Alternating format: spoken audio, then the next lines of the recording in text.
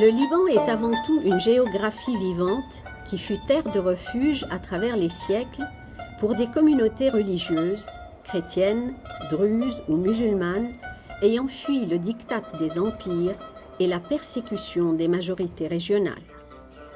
Les couvents au Liban, qui témoignent de l'enracinement des chrétiens dans le pays du Cèdre, constituent une des composantes d'une histoire singulière inscrite depuis des millénaires dans une Méditerranée, berceau des civilisations et des échanges.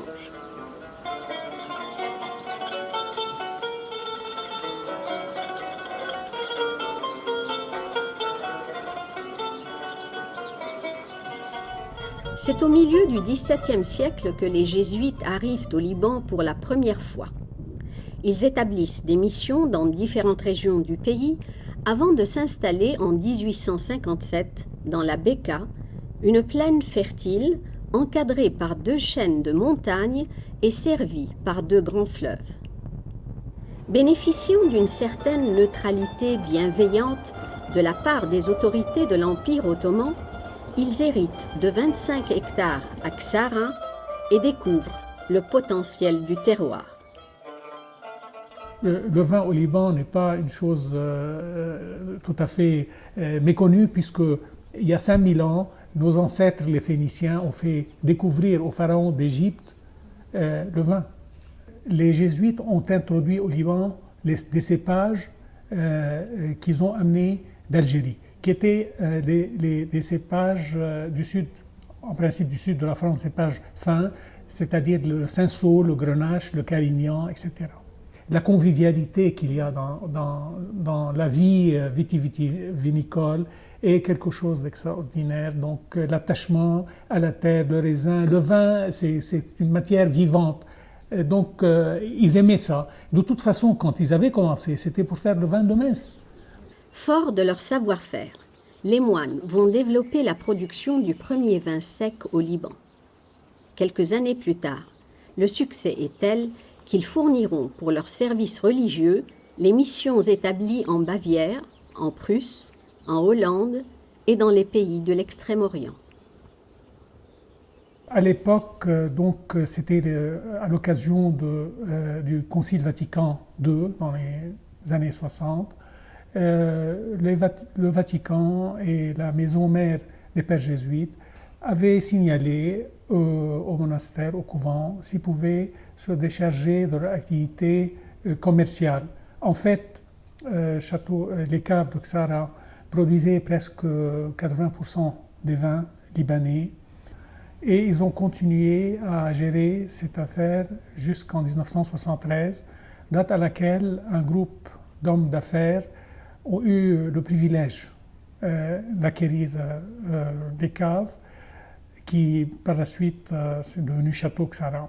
Ksara dispose actuellement de 320 hectares et il y a un plan d'expansion. Donc la production est de 2 200 000 cols, bouteilles par an.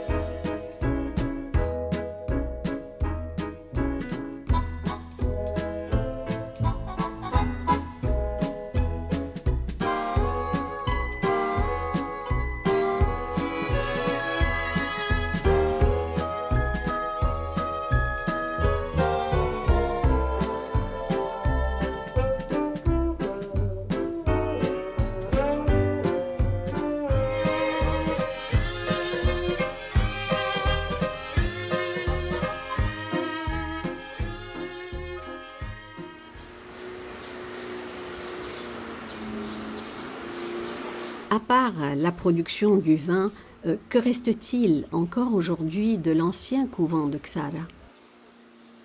Il reste les lieux, en fait. Il reste les lieux à travers lesquels s'est construit ce château. Donc nécessairement, il reste une mémoire, cette mémoire de la pierre que l'on nomme d'une manière générale pour parler d'architecture, et qui a su être conservée malgré tout. Donc il y a ce cloître qui est très simple, avec ce jardin de curé qui a été transformé avec le temps. Ces arcades en ogive qui sont aussi celles très orientales d'une architecture proprement levantine. Il y a aussi bien sûr cet observatoire qui a été un des lieux les plus hautement scientifiques de toute la région, puisque c'était le seul, d'une part du point de vue sismique, avec des observations qu'il fallait à chaque fois avoir scientifiquement. Et il a commencé à être opérationnel à partir du début du siècle, c'est-à-dire 1906-1907, et jusque en 1982. En plus du vieux couvent et de l'édifice de l'observatoire, il reste un véritable trésor.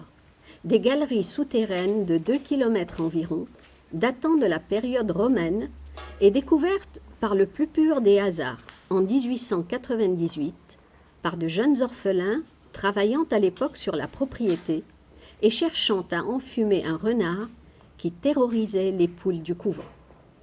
Les frères jésuites se félicitèrent de leur bonne fortune car il était très difficile et onéreux d'aménager de bonnes caves et donc de développer leur production de vin.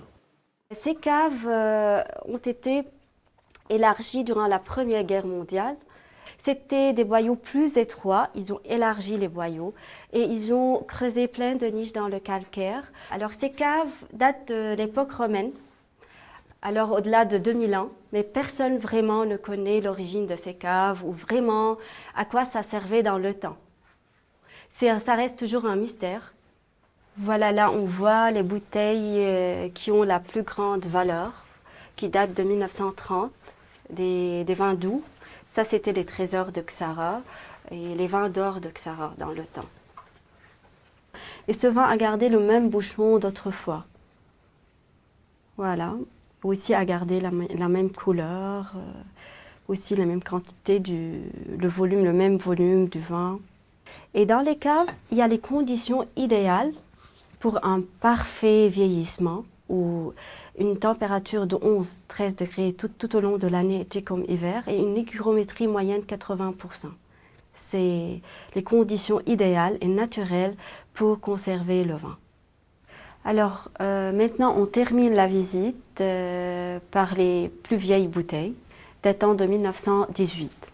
Et ces bouteilles, bien sûr, ont une valeur historique, beaucoup plus que dégustative, comme c'est un vin rouge sec. Mais quand même, ces bouteilles gardent leur couleur, le petit bouchon d'autrefois. C'est notre trésor et le témoignage de notre histoire. Malgré l'acquisition du domaine par un groupe d'hommes d'affaires, Ksara continue d'entretenir des rapports de frères jumeaux avec un autre couvent, implanté à quelques kilomètres seulement, le couvent de Tanayel, riche en vignobles mais qui ne produit pas de vin. Ksara reste acquéreur à 80% de la production en raisin de Tanayel, vu la renommée indéniable de son vignoble. Les variétés plantées permettent de produire des vins équilibrés, souples et fruités.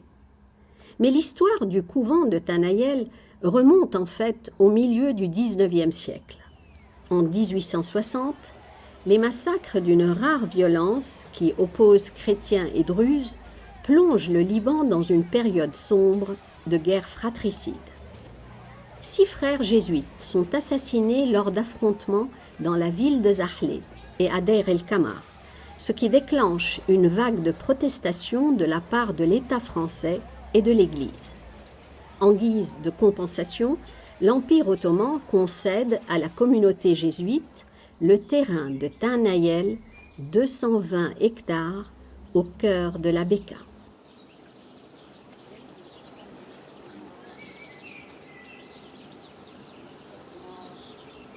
Au départ, c'était des marécages.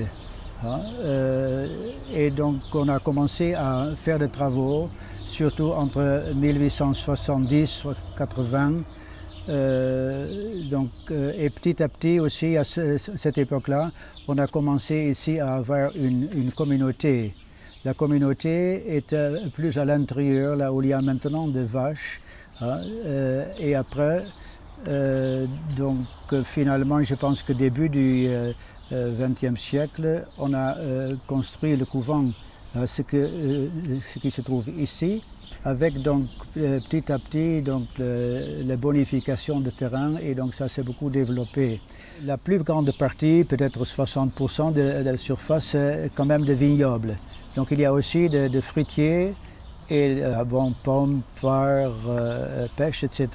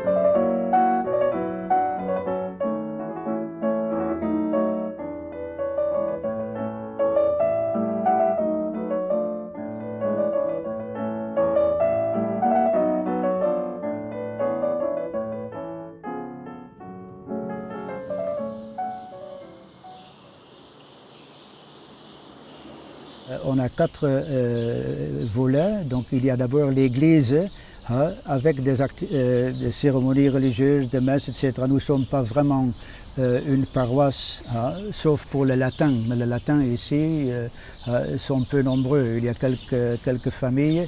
La plupart ici dans la région sont des maronites ou des grecs catholiques, et même des grecs orthodoxes aussi viennent donc assister à nos messes.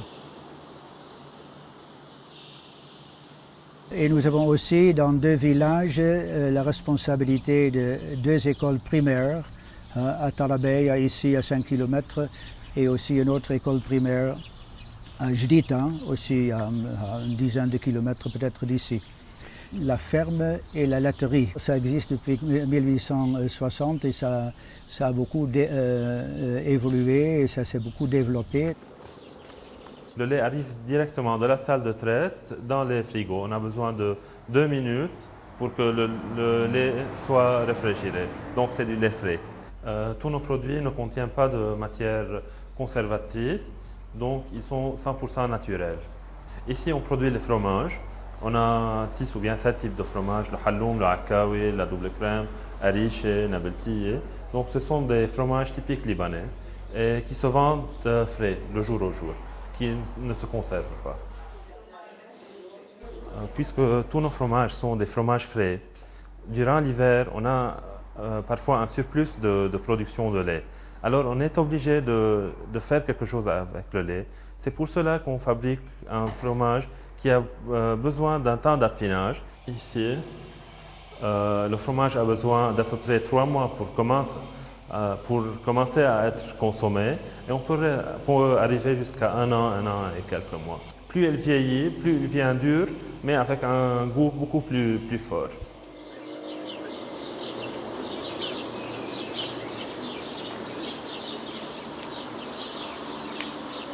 Alors effectivement, l'histoire de cette architecture est une architecture évolutive, pour commencer. Elle a été implantée au fur et à mesure des besoins, au fur et à mesure aussi de l'histoire de l'implantation de la Compagnie de Jésus au Liban.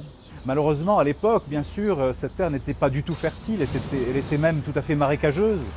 Et les jésuites de l'époque vont commencer à assainir un tant soit peu cette terre. Alors cet assainissement va durer très très longtemps, bien sûr, et au fur et à mesure de ces années d'assainissement, il va y avoir nécessairement des constructions qui vont venir se juxter les unes aux autres. L'église, elle, a été construite aux alentours des années 1906. Alors cette architecture, bien sûr, est une architecture très fleurie, qui est très composite là aussi, puisqu'elle part d'un principe, je dirais, d'Occident et d'Orient, de mélange d'Occident et d'Orient à la fois. On retrouve certains traits dans l'arcadure principale du porche de l'église qui rappellent bien sûr les arcades à double coloris de l'Alhambra en Espagne. Il y a dans le corps principal du couvent et au-dessus de la porte d'entrée d'ailleurs Là aussi, nous avons un mandaloun, ce que l'on appelle mandaloun, et qui n'est autre que cette fenêtre à double arcadure. Et cette arcadure a effectivement quelque chose d'assez particulier dans ce cas précis, puisqu'elle est en forme de trèfle. Elle est donc très vraisemblablement florentine d'inspiration, et un peu comme toute cette architecture composite de cette région du monde, nous avons des influences qui viennent d'Italie, qui viennent bien sûr de beaucoup plus loin, de l'Arabie très continentale, je dirais, et qui font une sorte de synthèse absolument extraordinaire au niveau de l'esthétisme. Les jardins, ces jardins qui sont des jardins de méditation de temps en temps, sont demeurés. Ils ont été créés en début de siècle, mais ils ont continué à être visités, à être médités par l'ensemble des populations. Et je crois que là, il y a aussi certainement une dimension qui n'a rien d'architectural, mais qui ne fait qu'ajouter à l'architecture cette dimension spirituelle. Ici, donc, notre présence était pendant un temps surtout uniquement agricole, développement agricole, mais quand même en même temps avec l'Église, une présence chrétienne dans cette région de la Bekaa. C'est une présence chrétienne, quoi. Donc, bon, évidemment, au Liban, il y a les communautés chrétiennes qui existent depuis le début du christianisme. Donc on est là aussi pour contribuer à rendre le Christ un peu présent dans ce monde ici. Nous quittons Ksara et Tanayel, nous quittons la plaine de la Bekaa, direction le nord, pour nous rendre à Koshaya, un couvent qui surplombe la vallée majestueuse de Kadisha, surnommée la vallée sainte, terre de prédilection pour d'innombrables ermites, dont certains vivent encore dans des grottes taillées à même le roc. Comme l'étaient au IIIe et IVe siècle les déserts d'Égypte ou la Mésopotamie, Kadisha fut au Moyen-Âge le paradis des moines. L'emplacement du couvent Saint-Antoine de Koshaya ne doit rien au hasard. À travers les âges, les différentes minorités libanaises ont préféré délaisser le littoral pour s'installer dans des régions inaccessibles, qui les plaçaient hors de portée des armées qui se sont succédées durant des siècles sur la terre du Liban. Byzantins, Francs, Arabes, Mamelouks ou bien Ottomans. À partir du Moyen-Âge, exactement, le peuple ici, le peuple des alentours, est devenu maronite pour des raisons difficiles à expliquer maintenant. Vous savez, grâce au schisme, aux différentes scissions dans le christianisme d'Orient, cette branche, cette vallée-là, cette région chrétienne est devenue partie de l'Église maronite.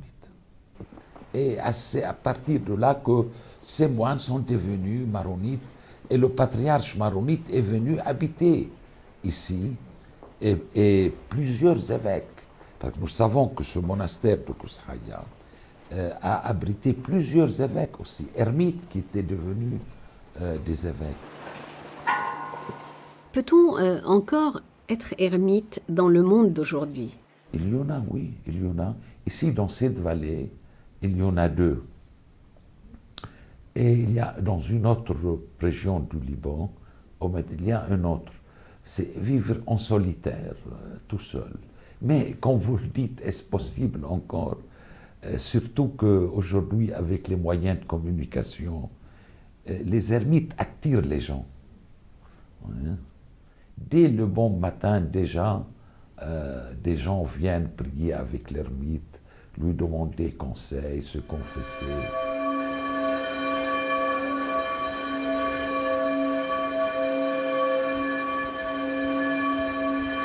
Comment s'organise la vie au sein du couvent de Koshaya? C'est donc la vie normale dans un monastère. Donc il y a une communauté et la communauté a généralement donc un rythme particulier qui commence le matin. C'est rythmé et c'est scandé par la prière et par le travail. C'est le fondement de la vie monastique. on le résume par deux principes, ora et labora. Ora, c'est la prière, donc, et labora, c'est le travail, les deux fondements de la vie monastique. Et à côté de cela, il y a également la méditation. Il y a une communauté qui vit ici, composée au moins de 12 pères. Les 12 pères, c'est une grande communauté. Il y a les supérieurs, certainement, et chaque moine a donc une occupation. Et le travail ne manque pas, c'est-à-dire il a des terrains dans la montagne qu'il faut exploiter. Il y a des terrains ici à des hauteurs donc accessibles, et il a également des terrains sur la côte. Donc il y a les récoltes, il y a les saisons. C'est une particularité du Liban un peu. On peut dire également des habitants de la Méditerranée. La terre est très aride, il faut l'entretenir, il faut construire des terrasses. C'est un travail continuel et ça fait partie de la formation de la vie monastique, si vous voulez, c'est essentiel.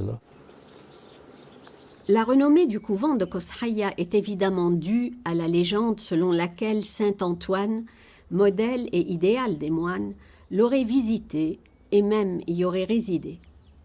Mais cette renommée est due également à la contribution décisive de ces moines au mouvement de la Nahda, la renaissance culturelle du monde arabe, à l'aube du XIXe siècle, après 400 ans de domination ottomane. Grâce à l'imprimerie introduite au couvent dès 1610, le premier acte de résistance fut d'imprimer des textes et des livres de langue arabe en utilisant les caractères syriaques, contournant ainsi l'interdit asséné par les autorités turques au peuple de la région.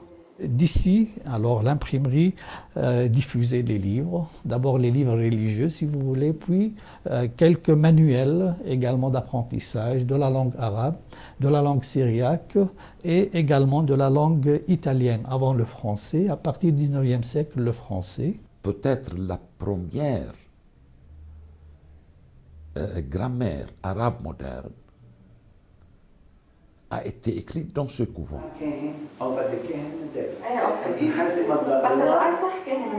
On trouve des gens qui viennent de très loin, des régions du Liban, même des pays voisins, de la Syrie, et même de la Jordanie, et même au-delà, des gens qui connaissent déjà à travers l'histoire. C'est connu, les vœux pour Saint Antoine. Et c'est ouvert depuis toujours aux chrétiens comme aux musulmans. C'est un lieu donc de recueillement, de pèlerinage, de vœux pour tout le monde. Et d'ailleurs, tous les voyageurs, même occidentaux qui venaient ici, étaient frappés par cet aspect-là.